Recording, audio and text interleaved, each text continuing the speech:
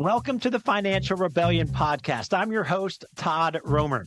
We started this podcast for two specific reasons. Number one, we've been helping thousands of people across the country through the speaking tour and the Financial Rebellion newsletter, how to rebel against traditional financial norms that are not working.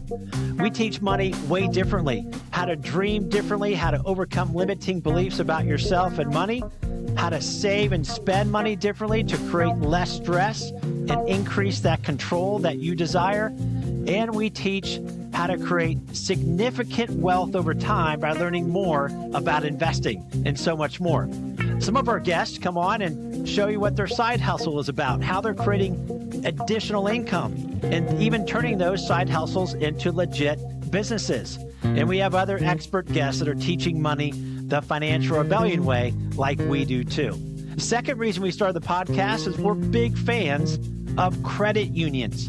And there are millions of people across the country that are still unsure about what the difference between a credit union and a bank actually is. Well, when you actually manage and do money the Financial Rebellion way, it lines up beautifully with being a member of a credit union. Now, let's get into this episode of Financial Rebellion. Welcome to this episode of Financial Rebellion. Excited to have Addison Bounds on as our guest today, coming to us from Tampa, Florida. Another sunny Tampa, Florida guest. And before I introduce Addie to all of you, I know it's Addison, but you go by Addie, correct? Yes, sir. Okay. I just want to make sure I'm allowed to say your other name. But Addie, before we have you on and ask you a lot of questions, we just want to let our listeners and viewers know that Financial Rebellion, we are doing some pretty cool things, and we're very humbled by it. For several years, we've had a speaking tour impacting the lives of thousands of people 18 to 27 on how to rebel against traditional financial norms that are not working in America. Everybody knows this, and so we teach money differently. We teach you how to rebel by saving and spending money differently, how to begin investing like the wealthy do, and it's not as overwhelming as you may think. And we also talk about side hustles and how to create more income to fund your life and a desired life that people ultimately want, and plus to how to have an eventual purposeful life along the way, because it's not just about money. We all know that if it's just about money, it's a pretty sad life anyway, but we all know that money can create choices, and so that's what Financial Rebellion is a little bit about. But let's get into it. Welcome to the Financial Rebellion Podcast, Addison Bounds. Thank you for having me. I'm very excited to be here. Fantastic, Addie. We spoke before we went live, and I can already tell this is going to be a great podcast episode because you just have, I say it like it is when I meet people, whether it's virtually or in person. I just do. I don't blow smoke. You are very personable. You've got a pretty cool story to share, and you're excited at the same time, which is a great recipe for success with entrepreneurship, by the way. So, but before we talk about your product, ELORA, tell us your background. You grew up in Maryland, but then you went to school outside of Tampa, and now you're back. So share a little bit about that before we talk about ELORA. Yeah, absolutely. So I grew up in Bethesda, Maryland, like right outside of DC. My family relocated to Jupiter, Florida when I was in high school, but I actually went out to California for my undergrad degree. I went to Cal Poly in San Luis Obispo, competed as a Division I beach volleyball player, which is how I ended up out there, and then transferred for my grad year to USF in Tampa to complete my master's and also compete on their beach volleyball team as a grad student. And that's how I've ended up in Tampa, where I currently am. That's cool. Man, that's a zigzag for you. Wow. Maryland to Jupiter to California, back to Tampa. That's kind of cool. That's a cool flight pattern if it's shown digitally. My nephew, by the way, went to San Luis Obispo as well. So that's kind of cool. Okay. So tell us about ELORA, because I have 4 adult kids, by the way, and this is obviously important as my daughter went to college. She's now graduated from, by the way, University of Tampa a year ago, and 3 sons. But tell us about ELORA, your Yeah. company you started. Absolutely, yeah. So we are solving the epidemic of drink spiking, something that horrifically affects 56% of women. So this is a really, really big problem, and disproportionately, it's affecting women in college. So we're seeing that 1 in 4 of survivors are having their drink spike for the first time while they're at university. So really high risk there. And that's something that sits very personally with my co-founder and I, as we're both two young women who have gone through that environment.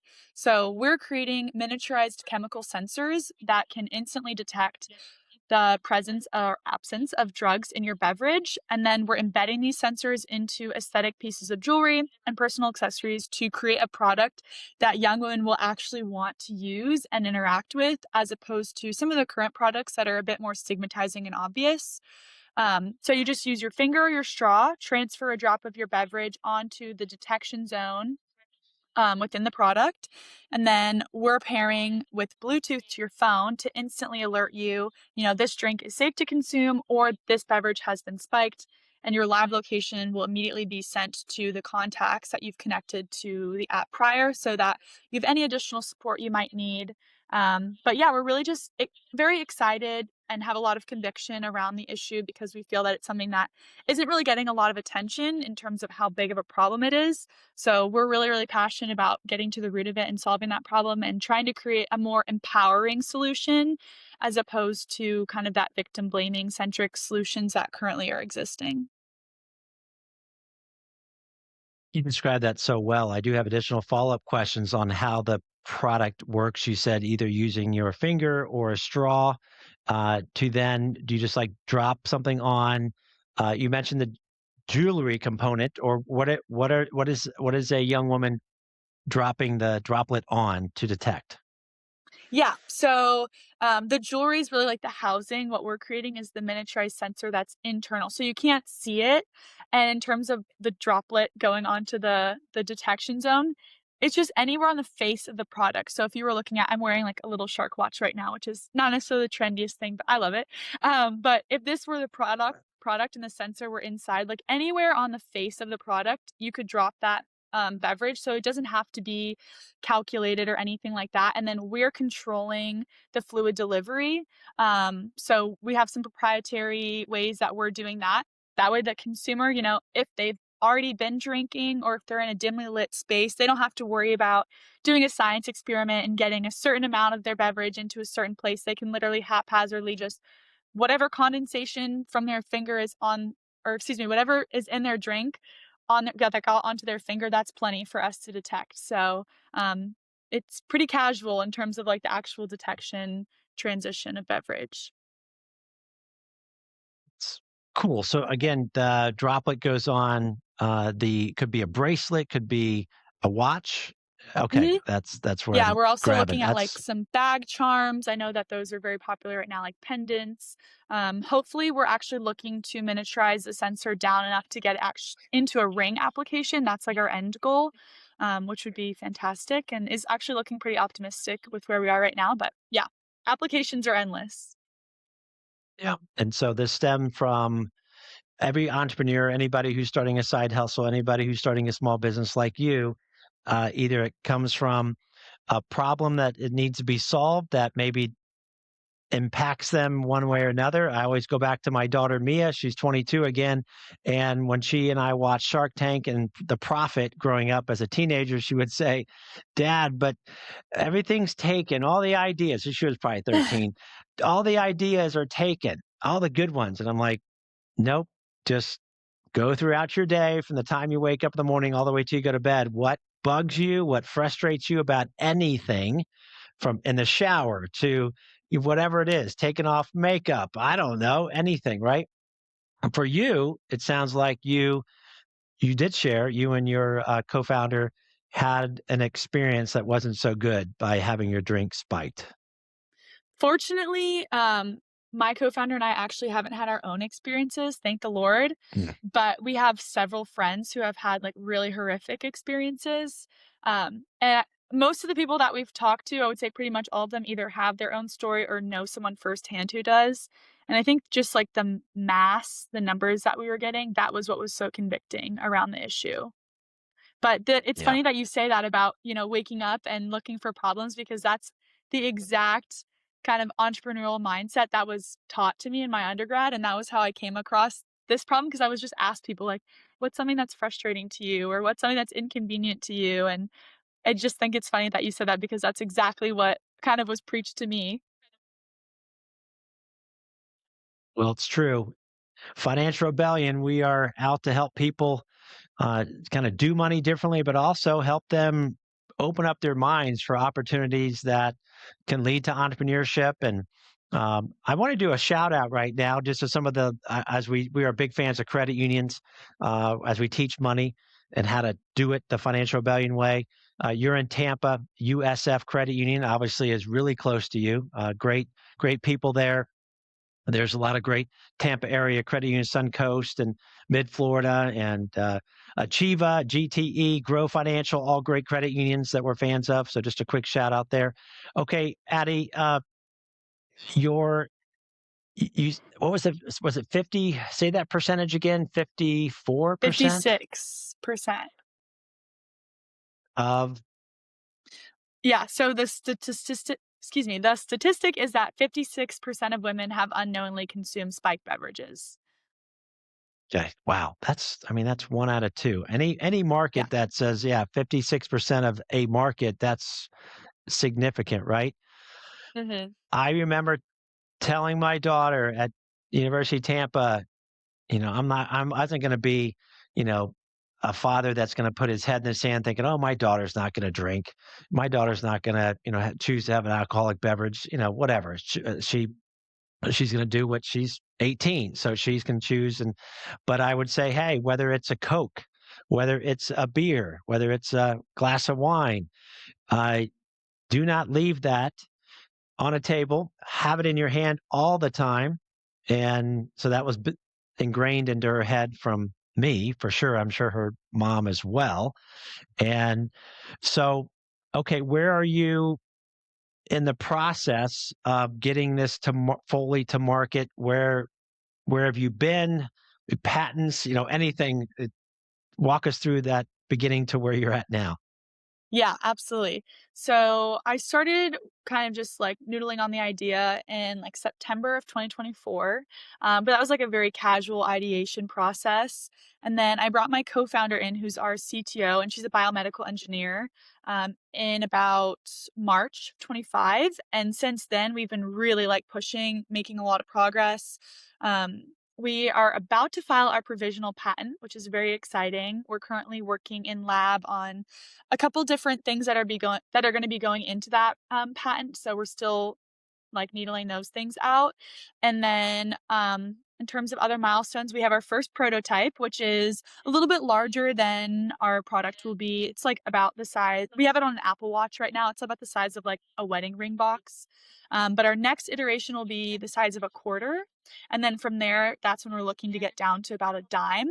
Our launch date right now is December of 27. So we've got about a year and a half until we hit the market, but that's really just to manage all of our efficacy, making sure that we're hitting the absolute highest detection metrics that we can. And so far, we have 100% accuracy with diphenhydramine in spirits and soda water, which is essentially Benadryl. Unfortunately, that is used to spike drinks. So that's kind of why we started there because it was an easy substance to get our hands on, and it's also very commonly used.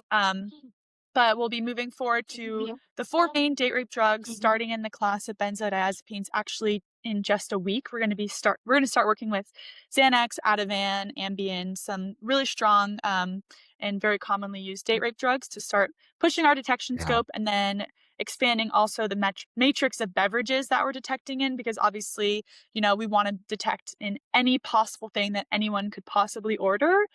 So just pushing the boundaries on all of that, which is where our technology gets really innovative because there isn't anything that currently exists that can meet that matrix of drugs and beverages. So we're looking forward to being creative and innovative in that space.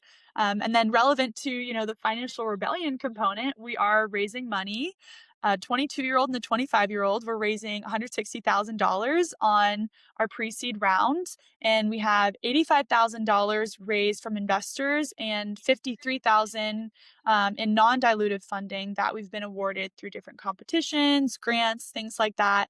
And all of that has been a really, really fun, very challenging experience as someone who was never taught how to do that. Your college classes don't teach you how to raise money. So I've really, really enjoyed that process and continue to look forward to all those calls that we have with investors. Even coming up tomorrow, we have some more. So it's been a great process. You got to be on Shark Tank at some point. There's so many people that we I'm have on going the for it. Financial Rebellion podcast. That's so cool. We are just getting started with this, and this has just kind of been fun to have people like you who have a personality. By the way, people buy from people generally. They invest into people. They're not necessarily investing into a product they like. Of course, it's got to have some legs to it, but you have that moxie about you, as, Thank you. as so many of our guests have. And I'm not. I'm serious. So many of our guests have this moxie, but you didn't always have this. So, what would you tell to someone listening right now and watching that has an idea that is even willing to maybe start a side hustle first, but they're just still sitting on the wall and not jumping off the wall to do it? What would you tell them to do if they've got something brewing in their head? Oh, that's a good question. And I think anyone that's ever had an idea has been there. It can be scary to kind of like pull the trigger. I would say start talking to people. Like if you have an idea, especially looking to solve a problem, figure out like who do you think is suffering from that problem the most and go talk to those people. That's like the biggest thing for your first step is getting some validation around that issue and your solution to it. And even more so what I would say is if you have a problem that you're looking to solve and you maybe have an idea of how to solve it, like, don't become wedded to the idea for the solution, but really just focus on the problem because you might start getting feedback from these people who have this problem, and it might start to build a whole new solution that you never even thought of that's better than what you thought of, or maybe they collaborate really well. But yeah, just start talking to people. I know sometimes I think there's this kind of like concern that someone's gonna steal your idea, but honestly, like, don't worry about it. If they wanted to steal your idea, they probably would already be making first steps. But yeah, I would just say, like, start talking to people, talk and ask questions, like, random people, people you know, Reddit, get on Reddit, find some subreddits and be like, "Does anybody deal with this?" And see what people are saying about it because that validation will not only help push you to, like, feel convicted to start it, but it also proves as your initial traction when you do start, talking to people, maybe you're trying to get people to join you or raising money. Now you can say like, I've spoken to all these people. There is a market here. They have this concern or this problem, and we have ideas for how to solve it. So that was kind of a long-winded response, but I feel like that would be a really big first step to take. You sound like a seasoned professional and entrepreneur in your commentary back to me. I'm actually learning as I'm hearing you. In Yay! terms of there's so much that you said there, but something that was good, but something that really was important to accentuate again is that don't be wedded to an idea, to the solution, but just stay with the problem that's out there, and the solution might be, oh, we go down this road and not the road I thought, but you're still going to tackle the problem. Mhm. The, you might think that that's common knowledge, but it's not.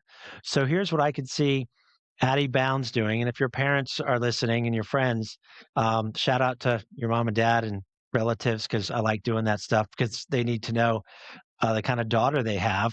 Is I see you being a business coach eventually as another side hustle to help people get off the, feeling anxious. Oh, should I do it or not? No, you're going to be able to like motivate. Go, okay, thank you, Addie. This was awesome. You just gave me the belief and the confidence. I'm not kidding. Pursue that. You have that type of um, personality and conviction. So there you go. There's my free advice for another business to start. Thank you. Okay. I off air, you said, I always like people I randomly ask will guests like, where you bank. This is now financial rebellion stuff because you're got a business. Where do you bank? And let's have some fun right now. Where do you bank? And what is it about where you bank that you're like, yeah, it's okay? Or what problems do you have where you bank? Because we're big into how important it is to where you bank to be financially rebellious. Yes. So personally, my personal finances are with Bank of America, and then my IRA, my Roth is set up with Charles Schwab. And I will say this: I think for a lot of young people, your banking is basically just like where your parents bank. And that was my experience at least. And then when I started the company and we started opening business accounts, I started doing a ton of research because now it's not just like, okay, where do my parents bank? It's like, where do I want my money going? And where do I want my company's money going? And I kind of got a little bit of analysis paralysis around it. Like, banking is actually a really, really confusing thing when you dig into it. But we decided to bank with Bridge Bank, Western Alliance. But Bridge Bank specifically is like their startup kind of habitat for banking. And what I love about them is that you have like your person who helps you with anything you might need, and they're very accessible.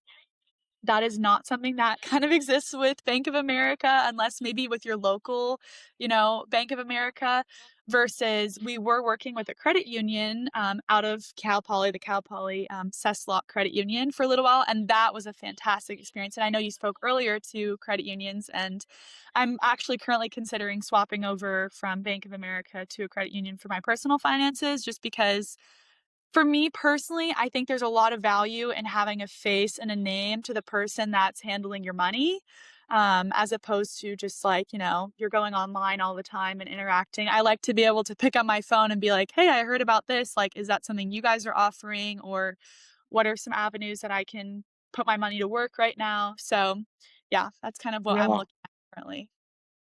Well, you did some nice, very innocent advertising for the value of credit unions right there. Yes. And it's true. That's why we are helping credit unions around the country, a $2.4 trillion industry. And generally, they're not the greatest at determining and helping young people 18 to 34 kind of know the differences between a credit union and a bank. And so we're just trying to help them uh, step up their game because they have so much great things to offer.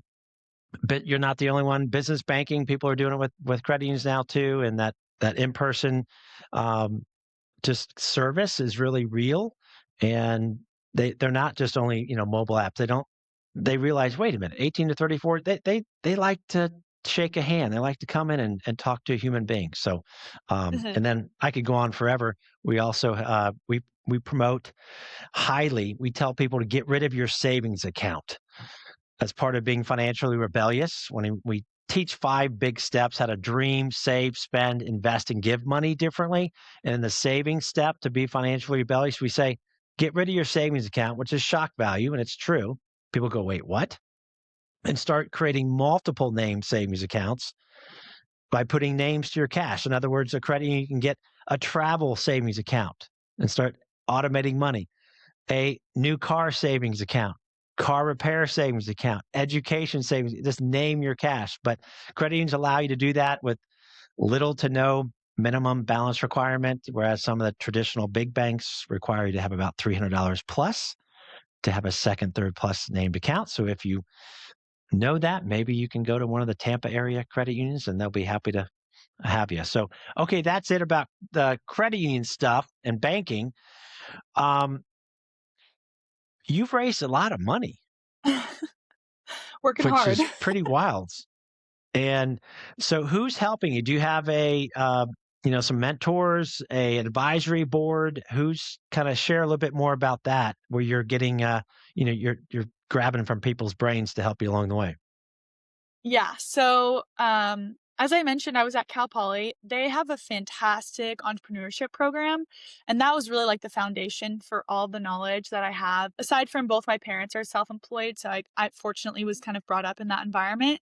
But in terms of like creating a company to scale that's very different than like a small business, like a more lifestyle business. And I had no idea like what is it, how do you build a company to scale versus like, regular small business. So I was very fortunate that I had a lot of support in that area from the university and their entrepreneurship program. And then we were very blessed. We got into the accelerator program that they have over the summer, which is for they usually pick like 8 companies that are looking to launch, in the near future. So we did that. And within that accelerator, we were connected with some really, really smart kind of industry experts who have had multiple exits. And they were instrumental in helping me personally as the CEO. The financial part of the company is under my umbrella. So helping me understand like what security do you raise on? What do you need to incorporate as to make, issuing shares easiest? And like all these things that I had literally never even heard of until about like 6 months ago. And now I'm like, oh my gosh, this is like my everyday vocabulary. So definitely very, very important that we have those mentors. And then coming to USF, I've now been plugged into their entrepreneurship program, and just being in like the downtown Tampa area is booming. And getting connected with a lot of really amazing people here has just helped expand that knowledge and the network of individuals that we're connecting with, looking to partner with strategically, whether that's in investment opportunities or potential partnerships down the line when the product launches, things like that. So, yeah.